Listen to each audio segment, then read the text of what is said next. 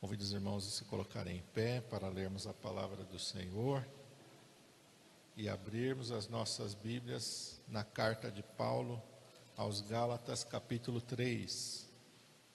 Gálatas, capítulo 3. Eu quero ler com os irmãos a partir do versículo 1.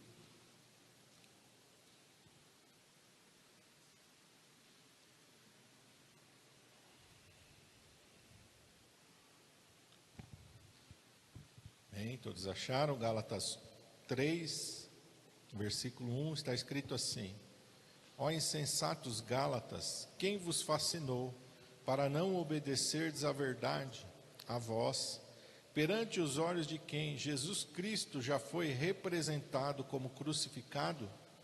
Só quisera saber isto de vós: recebestes o Espírito pelas obras da lei ou pela pregação da fé?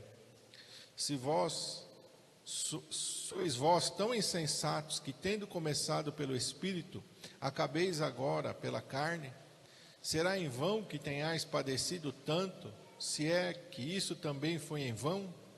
Aquele, pois, que vos dá o Espírito e que opera maravilhas entre vós, o faz pelas obras da lei ou pela pregação da fé? É o caso de Abraão, que creu em Deus e isso lhe foi imputado como justiça. Sabei, pois, que os que são da fé são filhos de Abraão.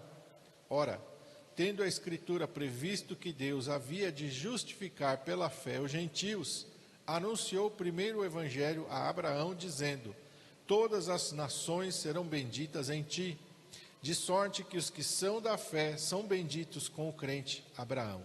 Amém? Até aqui. Vamos orar. Senhor Jesus, nós estamos, ó Pai, neste momento diante da Tua palavra. Pedimos ao Senhor que fale conosco, ó Pai, da maneira, Senhor amado, que o Senhor tem preparado, ó Pai. Há uma maneira, Senhor, que não vem de nós, mas que vem do Espírito, ó Pai. E não sai, Senhor, do intelecto humano, mas que vem direto do Teu Espírito. E é desta maneira, Pai, que nós queremos ouvir a Tua voz nesta manhã, Senhor. E toda a nossa atenção esteja agora voltada ao Senhor, aquilo que o Senhor tem para falar conosco. Senhor, usa a minha vida, eu te peço em nome de Jesus. Amém. Os irmãos podem se assentar. A exortação do apóstolo Paulo à igreja da Galácia é que eles permanecessem no Espírito. Paulo está aqui exortando esta igreja, repreendendo, porque o que acontecia naquela época? O apóstolo Paulo saía pregando o Evangelho, e na maioria destas cidades haviam sinagogas, haviam grupos de judeus, e estavam ainda na lei de Moisés. E quando Paulo pregava e formava a igreja, normalmente saíam alguns desta sinagoga e vinham, ou até mesmo alguns que tinham se convertido, mas ainda não tinham se convertido inteiramente, não tinham entendimento completo do que era o Evangelho. E eles queriam forçar que os gentios passassem a guardar a lei.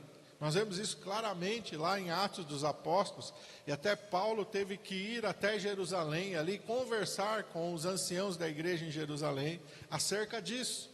Porque essa era uma coisa muito séria que acontecia. Então Paulo está exortando aqui aos crentes, e eles não devem agora mais sair do Espírito e ir para a lei. Aquela aliança da lei é uma aliança, a aliança agora da graça é outra aliança, é diferente. E Paulo está exortando a sua igreja a que permanecesse no Espírito. E o que isso tem a ver conosco? Pode dizer, olha, mas hoje não tem ninguém aqui querendo me obrigar a guardar a lei, hoje o contexto é diferente, eu nem sei o que quer dizer isso aí, de sinagoga, não tenho nada a ver com essas coisas. Mas o que tem a ver conosco, e o que o Espírito Santo quer que nós aprendamos e que fique guardado no nosso coração, para nós hoje aqui, acerca desta palavra? O Senhor quer que a gente permaneça no Espírito, isso hoje ainda é a necessidade. Vamos permanecer no Espírito. Hoje, Satanás, ele quer usar muitas maneiras para nos afastar do Espírito Santo, para tirar você do Espírito. E por que Satanás quer tirar a gente do Espírito? Porque ele quer tirar a nossa comunhão com Deus. uma vez que ele consegue tirar a nossa comunhão com Deus, o que acontece? A gente fica fraco e vulnerável. Então o objetivo de Satanás sempre é atacar a nossa fé. Ele quer nos afastar da verdade. Olha o que diz aí no primeiro versículo. Paulo diz assim: ó insensatos Gálatas, quem vos fascinou para não obedecerdes à verdade? Quer dizer, o inimigo vem com uma coisa que fascina, é uma ilusão, é um engano. Parece ser uma coisa boa, parece ser uma coisa maravilhosa, parece ser uma coisa... E quantos vídeos você vê hoje na internet, você aprendeu errado a vida inteira. Esse versículo não é o que você pensa, esse versículo não é o que... Você já viu que tem muito assim hoje? Muito conteúdo assim? Ah, isso aqui está mal traduzido, isso não quer dizer isso. Não, porque aquela palavra... Quantas coisas tem hoje, irmãos, para que você abandone a palavra de Deus e você comece a ouvir o que as pessoas estão dizendo. Não se deixe mover por isso. Nós temos que ficar na palavra de Deus. Cuidado com traduções muito modernas também. Estão lançando tradução, mudando, cuidado, porque algumas traduções modernas estão excluindo algumas verdades da palavra de Deus. Por exemplo, naquela passagem de Filipe e o eunuco, onde o eunuco fala: olha, tem água aqui, né? Posso me batizar? Filipe responde para ele: é lícito, se crês de todo o teu coração. Se você pega algumas versões, eu acho que é NVI, algumas mais novas, coloca assim: é lícito, se tu crês. Tirou profundidade, tirou o sentido. Então a gente tem que tomar cuidado com as versões mais modernas, que estão mudando comprimindo, tirando a profundidade de alguns textos. E cuidado também com essas coisas que, essa tradução está errada, isso aqui não é... Irmão, vamos parar com isso. O Evangelho chegou até nós com essa palavra, Deus está agindo nessa palavra, amém? Então o que Satanás quer fazer? Ele quer criar uma fábula, ele quer criar uma coisa que nos fascine, para nos tirar da verdade. Por quê? Olha o que Jesus diz lá em São João 14, vamos lá. O que Satanás quer afastar da verdade, para você não obedecer à verdade? Olha o que diz lá, no Evangelho de João, Jesus revela muitas coisas a respeito dele, e a respeito dessa relação do Senhor Jesus e da palavra. Nós vamos ver que o Senhor Jesus e a palavra, eles estão profundamente interligados. São João 14, 6, Jesus diz assim: e disse-lhe Jesus: eu sou o caminho, a verdade e a vida. Ninguém vem ao Pai a não ser por mim. Então, quando o inimigo quer te afastar da verdade, ele quer te afastar de quem? De Jesus. E o que isso tem a ver com a palavra? Vira aí para o capítulo 16 de João.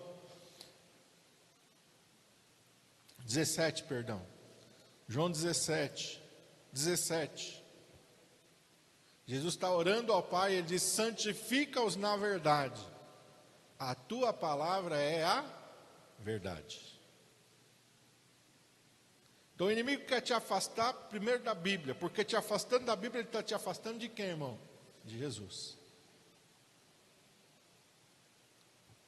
E por que tem tanta hoje em dia? Qual é a tática do inimigo? Vamos desacreditar a Bíblia, porque desacreditando a Bíblia, nós tiramos ele da comunhão com Jesus. Está mal traduzido, está fora de contexto, está errado. O que o inimigo quer fazer? É desmerecer a palavra do Senhor. Para você olhar para a palavra de Deus, não com aquela reverência, não com aquele temor. Isso aqui não sei se está certo, não sei se foi. Você entende qual é a tática do inimigo? Vamos desacreditar a Bíblia, vamos desacreditar a palavra de Deus. Porque tem texto que foi, irmão, tudo falácia, tudo falácia.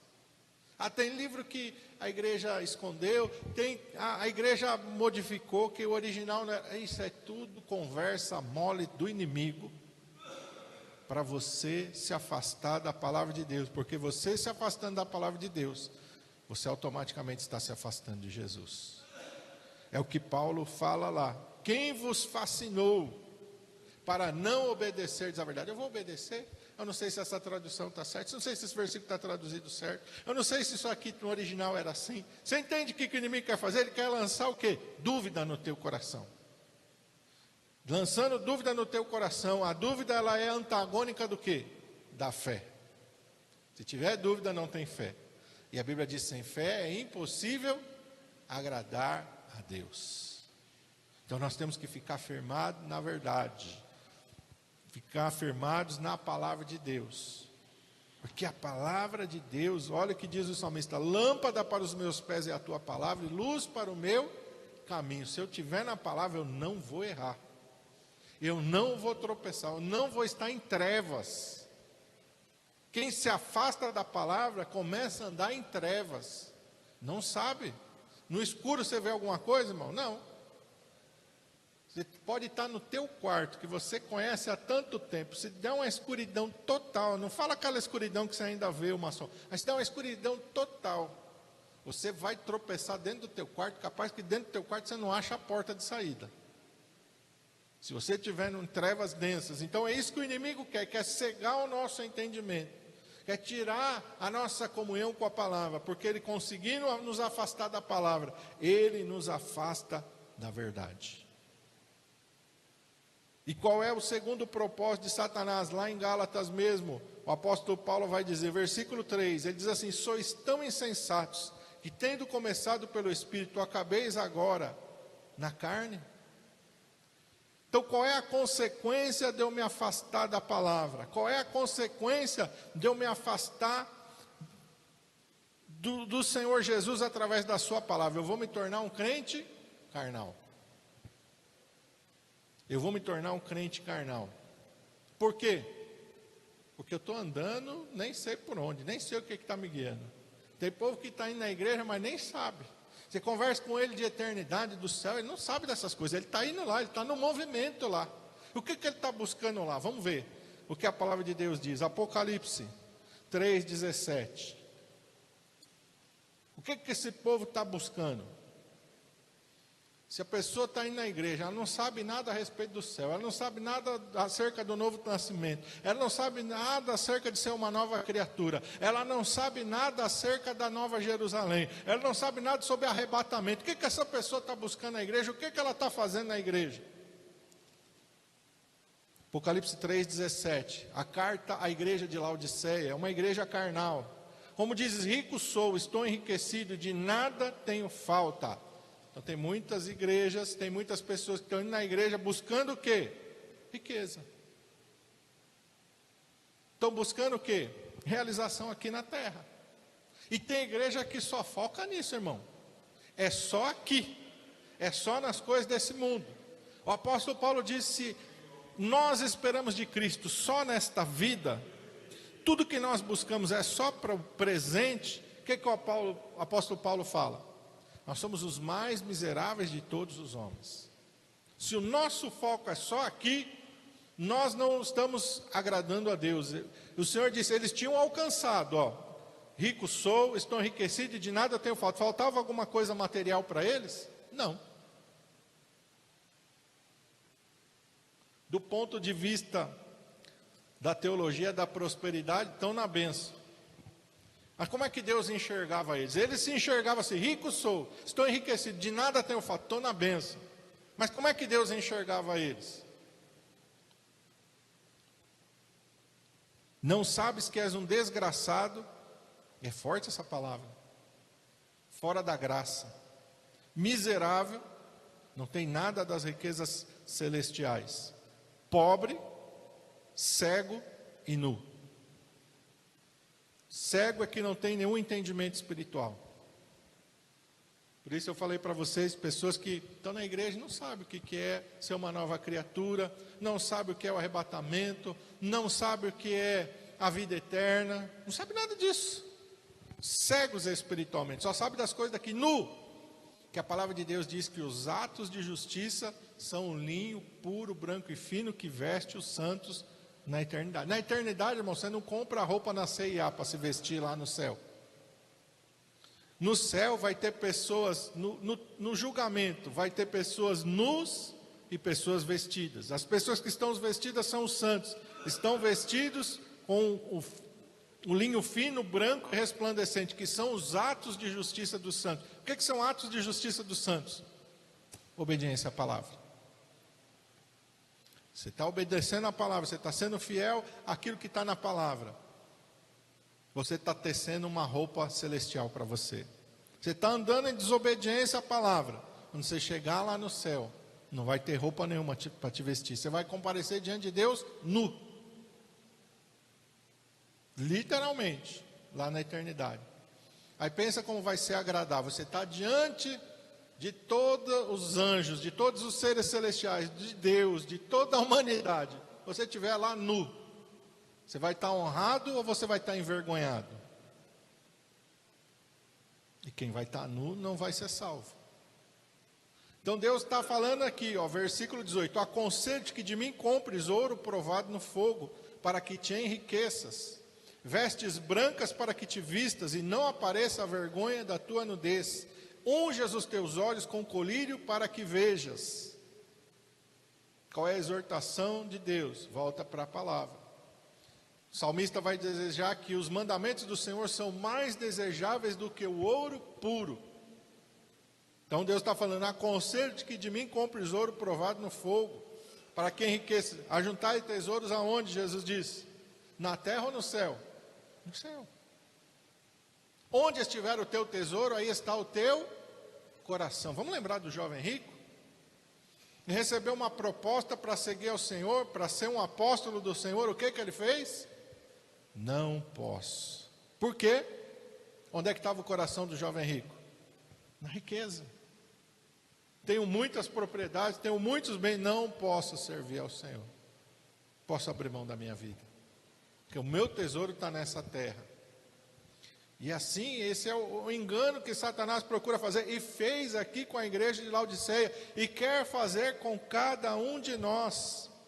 O objetivo: nos afastar do Espírito, nos afastar da palavra, nos afastar do Senhor, para nos tornar carnais. Só penso aqui, só busco a Deus pela bênção que Ele pode me dar aqui. Meu objetivo de servir a Deus é aqui, é aqui, é aqui, é aqui, é aqui. Quando Jesus, meu irmão, não é que Deus vai abandonar a gente, mas Jesus ensinou um princípio, e está lá no Sermão da Montanha: buscar primeiro, em primeiro lugar, o quê? O reino de Deus e a sua justiça. Quando nós fazemos isso, o que Jesus disse? Deus sabe que a gente precisa vestir, Deus sabe que a gente precisa comer, Deus sabe que a gente precisa ter um teto sobre a nossa cabeça, Deus sabe que a gente precisa ter nossa vida cotidiana, Deus sabe. Mas Deus não quer que isso seja tudo para nós, porque se isso for tudo para nós, onde é que está a nossa vida com Deus? Nós vamos fazer igual o jovem rico. Não dá. Não, esse negócio de servir a Deus não dá, não. Isso é para o pastor, isso é para outro. Para mim não é. Para mim não é. Eu tenho aqui, ó, eu tenho aqui a minha carreira, eu tenho aqui os meus bens, Aí a gente deixa o Senhor Jesus Cristo por causa das coisas desta terra, quando na verdade o nosso coração tem que ser em Deus. Não importa o que Deus tem para mim. Se Deus quiser que eu faça como Moisés, amém, eu vou fazer, eu vou virar as costas para tudo, para seguir ao Senhor. Agora, se Deus quiser fazer como Ele fez com José, amém, Ele vai fazer, Ele vai me tirar lá do calabouço e vai me colocar lá no governo. Mas o importante é o que, irmão? É onde eu estou ou é com quem eu estou? O importante é com quem eu estou. Se Moisés fica no palácio, ele fica com a presença de Deus? Não. Se José rejeita, fala para o faraó: não, faraó, eu até agradeço aí que você quis me honrar, aí só me liberta para mim voltar para o meu povo. Esse negócio de governar não é comigo não quero. Ele também ia estar saindo da vontade de Deus. Então o importante, irmão, é você saber aonde Deus quer te colocar. Deus me chamou para estar no palácio, amém, vou ficar no palácio. Deus me mandou para sair do palácio, amém, eu vou sair do palácio. O importante é com quem eu vou caminhar. Andarão juntos se não estiverem de comum acordo? Deus não vai se submeter à minha vontade. Sou eu que tenho que me submeter à vontade de Deus. Isso é um perigo? É, porque até grandes homens de Deus podem errar. Elias foge de Jezabel e vai para o Monte Horebe. Ele foi na direção de Deus? Ele foi na direção do Espírito Santo? Não. Porque a primeira coisa que Deus pergunta para ele, fala: o que está fazendo aqui? O que fazes aqui? Quem mandou você vir para cá? Quem falou que você podia vir para cá? Deus não mandou, Deus falou, volta pelo caminho que você veio, volta, está fora. Volta porque, eu quero morrer, Senhor. Deus falou, não, tem ainda coisa para fazer, meu filho. Volta e vai completar a tua carreira. Vai completar aquilo que eu tenho na tua vida. E assim ele obedeceu. Então o inimigo quer nos afastar para nos tornar carnais. Só pensarmos nas coisas desta terra. Vamos voltar lá para Gálatas 3. Terceira lição. O inimigo com isso ele quer nos afastar da bênção de Abraão. Versículo 13. Cristo nos resgatou da maldição da lei, fazendo-se maldição por nós. Porque está escrito, maldito todo aquele que for pendurado no madeiro. Por que Cristo fez isso? Para que a bênção de Abraão chegasse aos gentios por Jesus Cristo e para que pela fé recebamos a promessa do Espírito. O objetivo de Deus é que você viva pela fé, cheio do Espírito Santo de Deus. Essa é a bênção de Abraão. Aonde Abraão ia, o que Abraão faz? Se você vê, Abraão chega num lugar, ele levanta um altar, ele invoca o nome do Senhor. O que isso simboliza, irmão? Comunhão com Deus, presença de Deus na vida. Abraão vai estar em lugares que ele tem altares, que ele tem comunhão com Deus, que ele tem a presença de Deus na vida dele. O crente tem que andar onde? Na direção do Espírito Santo. Abraão saiu da sua casa, saiu da sua parentela, e nós lemos aqui, ele é o pai da fé, os que são da fé são filhos de Abraão, versículo 7. Versículo 9 também diz, os que são da fé são... Então Deus quer que você ande pela fé, no Espírito Santo. Para mim andar pela fé no Espírito Santo, eu tenho que andar onde, irmão? Na palavra. Porque a fé vem por onde? Aonde que vem a fé? Romanos 10, 17. A fé vem por ouvir e ouvir pela palavra de Deus. Então, quando o inimigo quer te afastar da presença de Deus, está percebendo que ele quer tirar tudo da gente? Ele quer tirar tudo de nós. Quando o inimigo quer nos afastar da palavra de Deus, ele quer tirar tudo, ele quer roubar tudo da gente. Ele quer roubar a nossa fé. Ele quer roubar a nossa comunhão com o Senhor. Ele quer roubar as nossas bênçãos espirituais. Porque bênção material, irmão, ela é consequência da vida espiritual na vida do crente. Na vida do crente é assim. Quando Abraão sai e obedece a Deus, e ele, depois de muitos anos, ele manda seu criado buscar uma esposa para Isaac. Qual é o relato que o servo conta para a família de Abraão que ficou lá? A família de Abraão que não acompanhou Abraão, não sabia se Abraão estava vivo, se Abraão estava morto, se a jornada tinha dado certo ou não, eles não sabiam. Mas quando o criado chega e diz, olha, o meu senhor empobreceu muito Abraão. Sair daqui foi, ladeira abaixo. Perdeu tudo que ele tinha, está na miséria. Foi isso que disse? O meu senhor foi enriquecido muito, Deus abençoou muito Abraão, e deu-lhe ovelhas, e deu-lhe vacas, e deu-lhe servos, e deu-lhe um filho, porque todo mundo sabia que Sara era estéril. Deu-lhe um filho na sua velhice.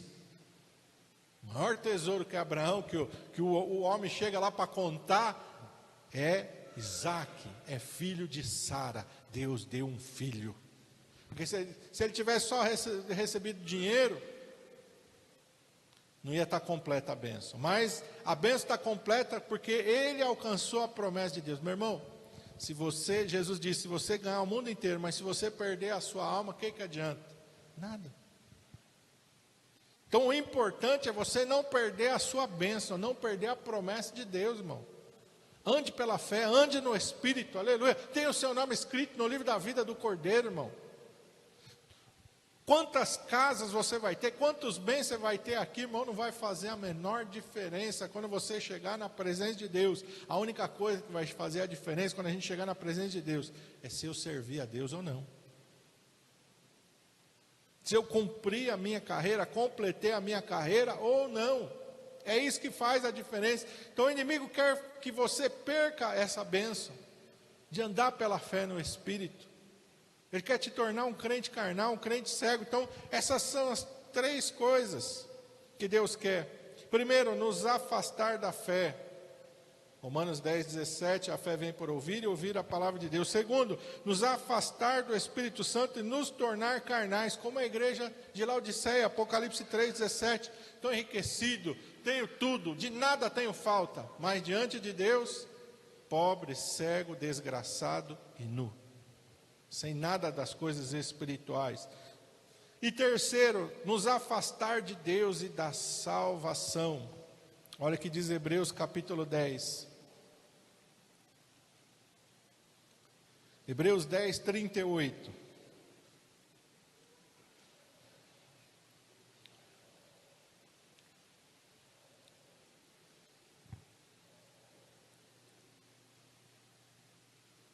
Mas o justo viverá da fé. E se ele recuar, a minha alma não tem prazer nele. O que é recuar, irmão? Desistir. Desistir de um ministério, desistir de um chamado, desistir de uma vida com Deus. O jovem rico, ele desistiu de tudo. Jesus chamou, vem. Não. Desistiu de tudo, irmão. Jogou tudo para o alto. Olha Judas. Judas deixou a fidelidade para o Senhor Jesus e abraçou o quê? A riqueza, as moedas de prata. Olha Geazi, o moço do profeta Eliseu, deixou a fidelidade para ganhar talentos de prata. Perderam tudo, irmão.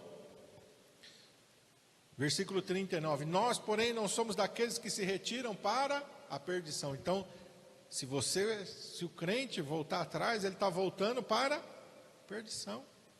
O apóstolo Paulo diz, antes nós estávamos como? Mortos nos nossos delitos e pecados, sem esperança, sem Deus, sem salvação, sem nada.